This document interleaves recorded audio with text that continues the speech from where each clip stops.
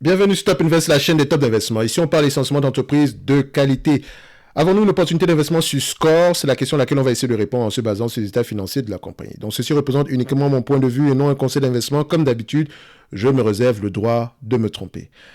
Alors, compagnie d'assurance Score, on en a parlé ici il y a près de 4 mois, je pense bien exactement. Donc, on était à 17 € ici et j'ai dit dans une vidéo de 23 minutes, et je pense que c'est la troisième vidéo ici aujourd'hui sur Score.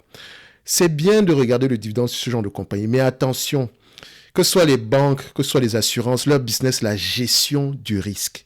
Et pour gérer le risque, il faut lire les rapports financiers. Il faut savoir à qui on prête à qui est-ce qu'on, quel est le type de police d'assurance qu'on accepte ici.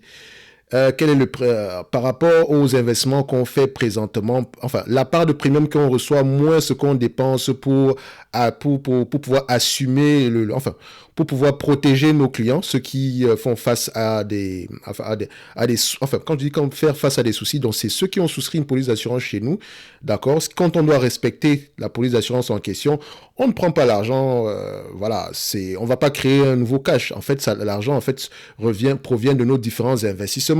Donc, soit généralement dans les obligations, soit sur le marché actions, ou bien sur les entreprises qu'on détient ici. Parce qu'en fait, quand on vous donne de l'argent ici en amont, vous l'investissez afin que quand on vient réclamer cet argent-là parce qu'on a eu un petit bobo et qu'on avait souscrit un contrat d'assurance sur ce genre de situation-là, vous allez prendre l'argent au sein, par exemple, dans vos différents placements ici.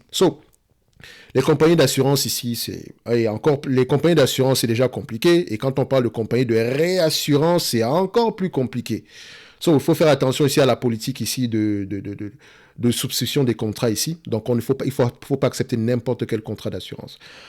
N'empêche, pour évaluer quantitativement ce genre de compagnie, ici, premièrement, la note est importante. La note qu'on vous donne est importante. Au-delà du fait que vous-même, vous devez à peu près estimer si l'entreprise a les moyens de pouvoir à peu près subvenir à ces différentes obligations ici, il y a également la note que les différents organismes de notation donnent ici. Donc, il faut faire attention à l'augmentation, à l'évolution de cette note-là.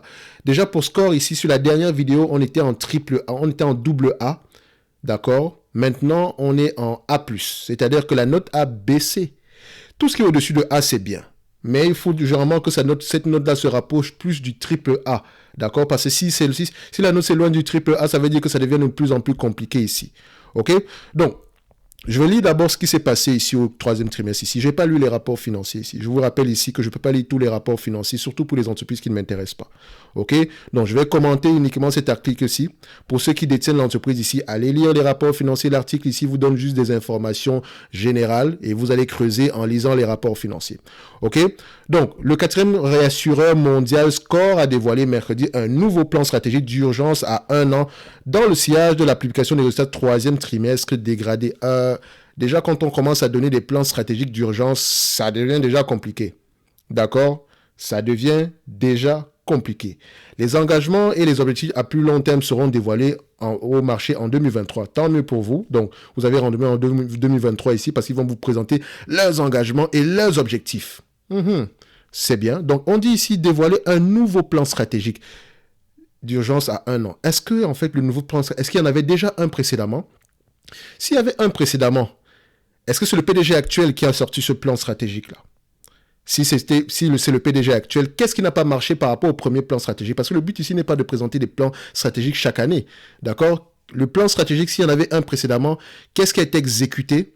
Qu'est-ce qui n'a pas été exécuté? Parce qu'il faut être jugé par rapport à ça. Si vous dites, moi, management, qu'on s'attend, on va s'arranger ici afin de pouvoir avoir un return equity de 10% ici, et que vous avez ici 7% ou bien 3%, il faut vraiment une très bonne raison.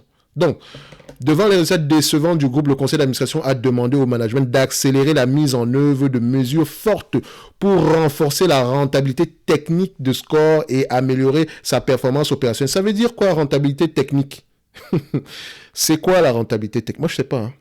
Mais ce sont des questions qu'il faut soulever. Ça veut dire quoi, rentabilité technique? Donc, peut-être qu'on va demander à Google, notre meilleur ami, rentabilité technique. Oui, je dis parce que Google peut avoir toutes les réponses. Les rentabilités techniques, voilà, organisme d'assurance, voilà, ça, vous pouvez trouver l'information ici. OK? Moi, je vais retourner ici. Donc, ça existe. Allez-y, fouillez. D'accord? Donc, on continue. Et améliorer sa performance opérationnelle. Le conseil veillera à ce que leur mise en œuvre soit poursuivie avec détermination. D'accord? C'est bien. En tout cas, c'est votre rôle. Hein. Ceci permettra au groupe de tirer au mieux parti de l'amélioration du marché de la réassurance de dommages et de responsabilité en termes de hausse des tarifs et de durcissement en termes des termes et conditions. Vous avez vu? Ce que je disais précédemment ici, il faut faire attention. On ne prend pas n'importe quelle police d'assurance, on ne signe pas n'importe quelle police d'assurance. OK? On accorde, parce que ça dépend, il faut bien évaluer ce risque-là. Et si vous avez vu la vidéo sur Berkshire Hathaway, on parlait justement, parce que c'est une compagnie d'assurance, et vous avez vu que sa division réassurance a souffert, notamment parce que la division réassurance ici a assumé des pertes liées à, voilà, aux ouragans Ian et Ida, je pense bien.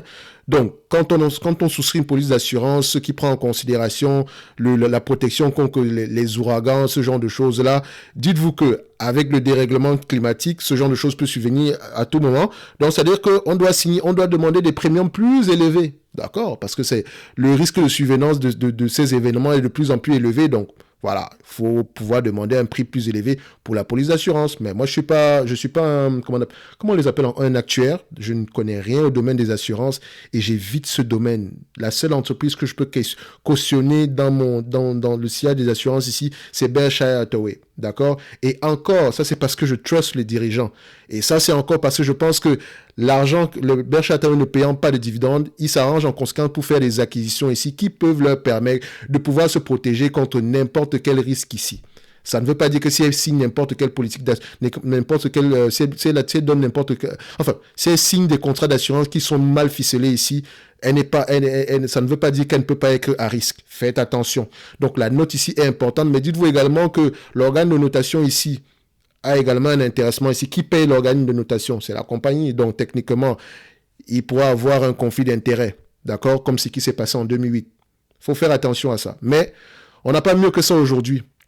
Actuellement, on va se dire ceci, tout ce qui est les compagnies d'assurance et encore plus les compagnies de réassurance, il ne faut pas cautionner quelque chose qui est en dessous de la note A. Et encore, double A, ça va. Mais quand on est déjà A+, commencez à réfléchir, s'il vous plaît. Commencez à réfléchir. D'accord? Donc, en termes de conditions, a indiqué le président de SCOR, Denis Kessler, cité en communiqué. Pour sortir de l'ornière, le groupe a identifié 3 priorités stratégiques. La première est le retour à la rentabilité via une gestion proactive de son portefeuille et la mise en place d'une organisation agile et allégée qui permettra de réaliser des gains d'efficacité annuels. Ah, ok, c'est bien, ça c'est déjà en pleine. On parle déjà de restructuration ici. D'ici 2025, faites attention, hein. C'est quand ça commence comme ça peut s'enchaîner. Faites très, très attention. Parce que tout ce que moi je suis en ici, la connotation ici est de plus en plus négative. Parce que quand on parle déjà de restructuration, de plan d'efficacité, plan de stratégie, non, pour une compagnie d'assurance, ça commence à... C'est déjà dangereux. Enfin, vous pouvez savoir, je suis inquiet. Je suis inquiet. C'est le sentiment que j'ai ici. La deuxième priorité est de tirer le meilleur parti des courants porteurs du marché de la réassurance, a indiqué SCOR. Le groupe entend ainsi notamment saisir les opportunités de croissance post-pandémie. Le portefeuille d'investissement de SCOR bénéficiera rapidement de taux de réinvestissement plus élevés grâce à la duration courte de ses actifs investis. Ok. Déjà, le portefeuille d'investissement ici détient quoi? Qu'est-ce qu'il y a à l'intérieur? C'est important. Qu'est-ce qu'il y a à l'intérieur? Ils investissent où? D'accord? C'est très important. C'est vrai également que l'augmentation des taux d'intérêt ici sera favorable pour ce genre de compagnie ici, notamment pour leur portefeuille d'investissement options / obligations. OK? Donc, allez-y au-delà du dividende, les amis. Faites attention aux dividendes actuels parce qu'ils peuvent vous le couper. Je ne sais même pas s'ils l'ont coupé ou pas, mais moi, si j'avais été à la place de cette compagnie ici, le premier élément ici de restructuration, ce serait d'abord de réduire ce dividende-là. On va commencer par là pour sauver le maximum de fonds nécessaires. OK? La troisième priorité est de s'appuyer sur un bilan résilient. SCOR maintiendra un bilan résilient pour assurer un niveau de sécurité approprié à ses clients et à ses parties prenantes. SCOR offre à ses clients un niveau AA de sécurité du capital, a indiqué le groupe. OK? Techniquement, on est à A+, hein? Donc, il faut remonter à AA. D'accord? Faites attention à ça. Là, on est à A+, on est en dessous de AA. Donc, on a besoin de plus d'argent que ça. Donc, il faut couper, il faut faire des économies. Sur la période de juillet à septembre, le groupe français a accusé une perte nette de 270 millions d'euros contre une perte nette de 41 millions d'euros un an plus tôt. Dans 41 millions l'année précédente, 270 cette année, combien l'année prochaine? Point d'interrogation. Et quand on dit perte comme ça veut dire que le risque en question, les premiums ont été moins élevés que les risques qu'on a assumés ici. Et on prend l'argent où? Dans la caisse. Ça réduit quoi? Le book value. Or, quand on évalue ce genre d'entreprise, il vaut mieux rester au niveau du book value. Tout en sachant qu'on préfère des entreprises qui augmentent leur book value mois après mois. C'est-à-dire qui gagnent de l'argent, qui réinvestissent cet argent-là, d'accord? Pas juste pour distribuer le dividende.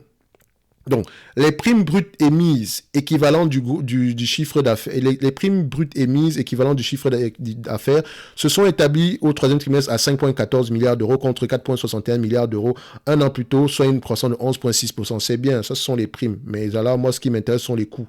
Donc, le ratio combiné net s'est établi à 141% en réassurance de dommages et de responsabilité au troisième trimestre contre 112% un an plus tôt. Ça veut dire quoi, ratio combiné net? D'accord? Ça, c'est une information que vous allez aller fouiller. Je pourrais aller retrouver ici, mais j'ai oublié ce que ça veut dire. Donc, un ratio supérieur à 100% signifie que, voilà, on nous donne l'information ici, signifie que l'activité de réassurance dommage a accusé des pertes. S'il est inférieur à 100%, elle est rentable. L'année passée, on était à 112%. Donc, on a perdu de l'argent. Il faut être en dessous de 100%. D'accord? Cette année, on est à 141%, les amis. Ça commence à devenir compliqué. Donc, s'il est inférieur à 100%, ça veut dire qu'il est rentable. Donc, je sais qu'il faut généralement être en dessous de 100%. Donc, actuellement, ça fait 2 ans qu'on est en haut supérieur à 100%. Confronté à une conjoncture dégradée, Score a accéléré son processus de révision des réserves au troisième trimestre. Le groupe a décidé de renforcer son bilan en ajoutant un montant de 485 millions d'euros aux réserves de l'activité réassurance dommage. En excluant ce renforcement, le ratio combiné net aurait atteint 117,2%. Les réserves en question, on les prend où en fait? L'argent, on prend ça où? D'accord, c'est ça qui m'intéresse. Au niveau du bilan, le ratio de solvabilité estimé du groupe s'élevait à 217% au 30 septembre, se situant dans la zone de solvabilité optimale définie dans le plan Quantum Leap de Score qui se situe entre 185 et 220%. Donc, allez déjà voir c'est quoi le plan Quantum Leap. Il parle de quoi?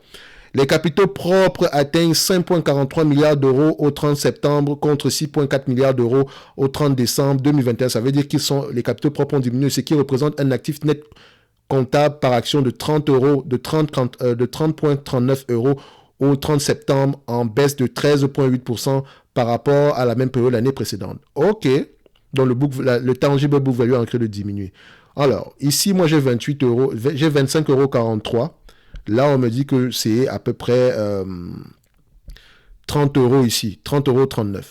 OK. Déjà, il faut aller voir c'est quoi la différence entre les deux ici. OK. Donc, au troisième trimestre 2022, le secteur de la réassurance continue à faire face à un environnement difficile. De nombreuses catastrophes naturelles de grande ampleur telles que l'ouragan Ian en Floride, encore une fois, le typhon Namadol au Japon et l'ouragan Fiona au Canada accélèrent les dynamiques favorables du marché de la réassurance où les capacités se rétractent. L'environnement macroéconomique est également volatile. Les banques centrales relevant leur taux d'intérêt pour lutter contre l'inflation, a commenté Score dans son communiqué. OK. Donc, dans tout ce que moi j'ai lu ici, il y a beaucoup d'éléments négatifs. D'accord? Ça devient de plus en plus compliqué pour cette compagnie-ci. Mais néanmoins, elle se maintient. OK?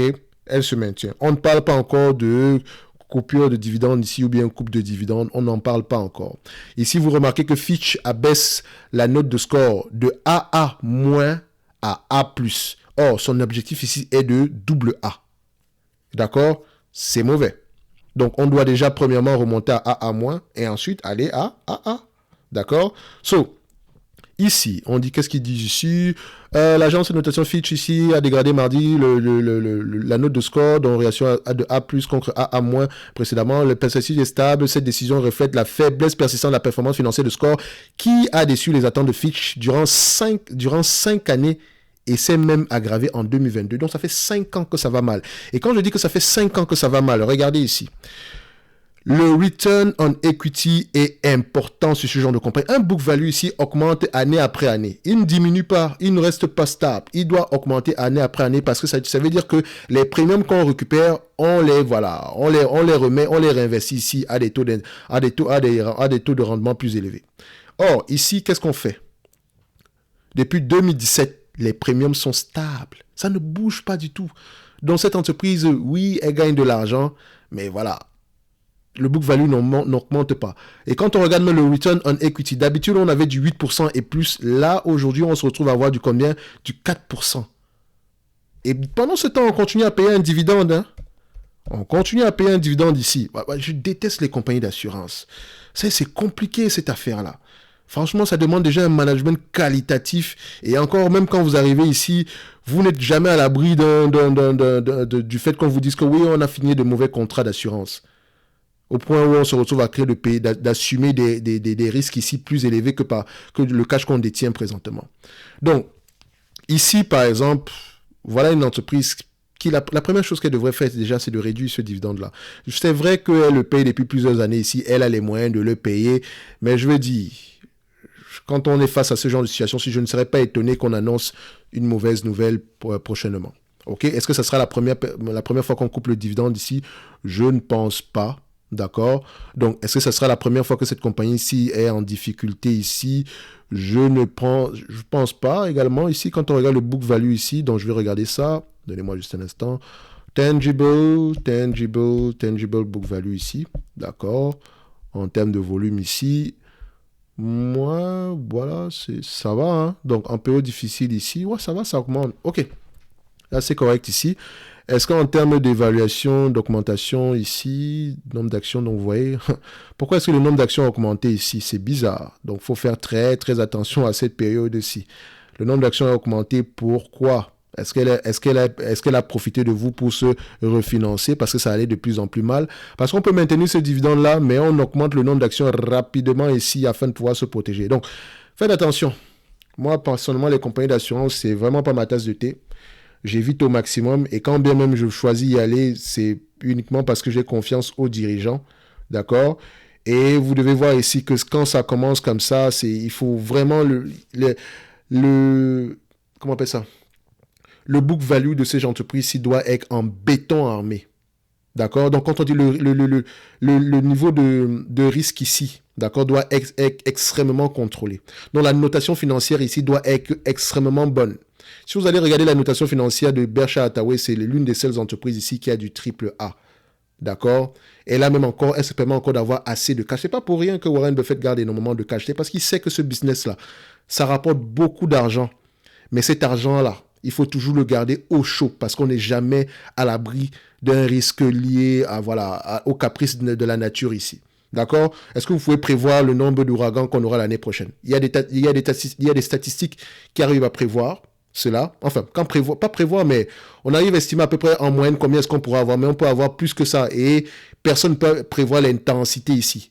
Donc, c'est pour ça que quand on veut assumer des risques ici, il vaut mieux les assumer en prenant en considération ici, enfin, en demandant un premium plus élevé que ça. Donc pour moi ici, s'il fallait évaluer le score, encore une fois, on reste uniquement au niveau du book value. Actuellement, le book value en date d'aujourd'hui, d'accord, vous constatez que quand on a commencé l'année, on était à peu près au plus haut à 28 euros. Actuellement, on est à 25 euros ici. Et tout ce qu'on peut se dire ici, c'est que depuis 5 ans, ça ne change pas. Ça fait du zigzag, ça fait du surplace. Donc, idéalement, on aimerait acheter cette compagnie-ci en dessous de son book value. D'accord? C'est ce qui est le cas présentement. Dans la dernière fois, ici, on a fait une vidéo, on était à 17 euros ici. Donc, tant que c'est en dessous du book value, on est correct. D'accord? Le management mentionne ils ont plus qu'en termes de book value ici, ils ont 30 euros. Actuellement, il faut aller voir qu'est-ce que ça prend ici en considération. Moi, ici, en date d'aujourd'hui, je dirais qu'on est correctement évalué. D'accord? On est correctement évalué sans plus.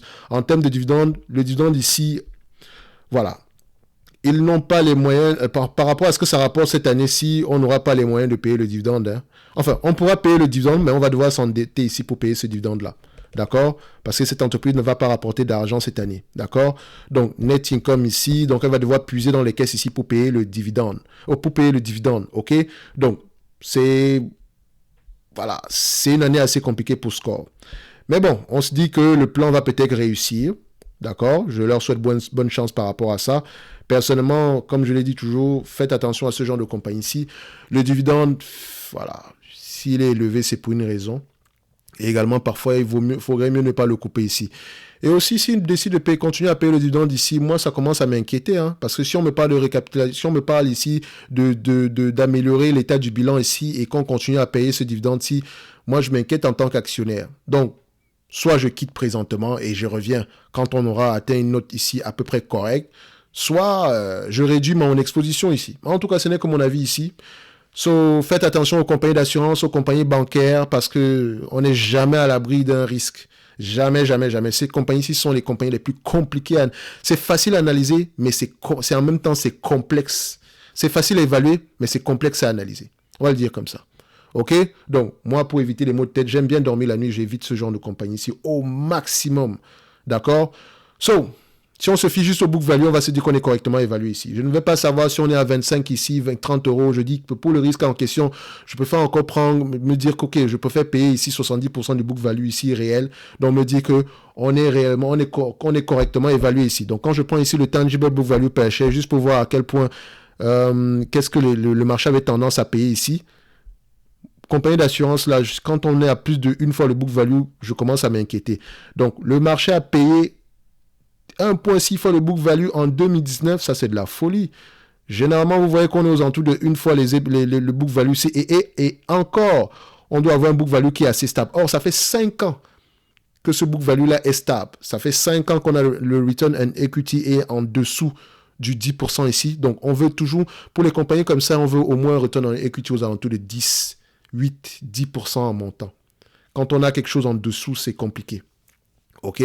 Donc, pour ceux qui détiennent du score, je vous laisse aller faire vos propres devoirs. Moi, ici, je fais juste une appréciation. Ici, je me dis que, voilà, pour faire encore, au prix actuel, on n'est pas à l'abri de quelque chose de négatif l'année prochaine. Ne regardez pas juste le dividende, s'il vous plaît, allez au-delà de ce dividende-là.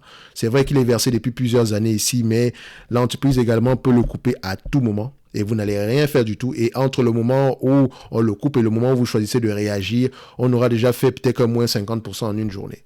OK? Donc, si vous êtes investi ici, voilà, posez-vous la question si l'exposition ici en vaut la peine en termes de pourcentage de votre portefeuille. Moi, personnellement, si j'aimais tellement cette entreprise-là, je ne serais pas allé au-delà de 1%. Mais j'ai également un biais par rapport à ça parce que je n'aime pas les compagnies d'assurance. Donc, vous devez comprendre ça ici. Ni bien les compagnies bancaires. Et je les aime pas parce que, voilà, il y a toujours un risque comme ça. De toute façon, il y a des risques partout. Mais c'est juste parce que ce sont des trucs complexes à analyser ici. OK? C'est pas impossible à analyser, mais c'est assez complexe. D'accord? Il faut vraiment faire confiance également aux dirigeants de ce genre de compagnie ici. On va se limiter là, on va se donner rendez-vous sur la prochaine vidéo. Et d'ici là, pour score ici, voilà, on va le mettre ici en observation. Le prix actuel est juste correct en date d'aujourd'hui. OK? Je ne peux pas dire ici qu'on a une opportunité d'investissement.